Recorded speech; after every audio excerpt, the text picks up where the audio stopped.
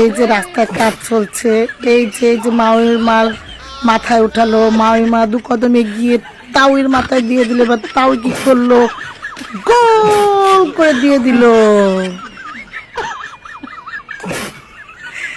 যাই হোক, আমার এটার উপর কোনো অভিযোগ নাই, কোনো কিছু নাই। আমারও ধৈর্য আছে কন্ট্রাক্টরের মতো, কারণ আমরা তো এদেশেরই মানুষ, তো এদেশের প্রত্যেকটা মানুষ সম্পর্কে ধারণা আছে, এই জন্য আমার কোনো অভিযোগ নাই। কন্ট্রাক্টর সাহেব, আপনি 1 মাস কেন 1 বছর ধরে কাজ করেন, কোনো সমস্যা নেই। আমি হিল থেকে স্যান্ডেল পর্যন্ত ব্যবহার করতে পারি। তো যাই হোক, দরকার হলে 1 বছর পর হিল ব্যবহার করব, কাদা রাস্তা দিয়ে চলে যাব।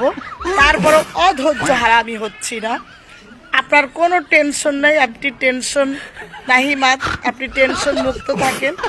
আপনি আপনার মতো ধীর গতিতে বছরের পর বছর মেয়াদ দিয়ে কাজ করেন, এই কাজের প্রতি আমাদের কোনো অভিযোগ নেই।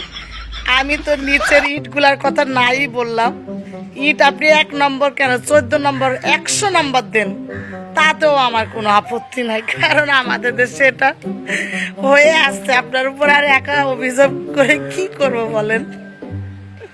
চালিয়ে যান, আমরা আপনাদের তামাশা দেখতে থাকি।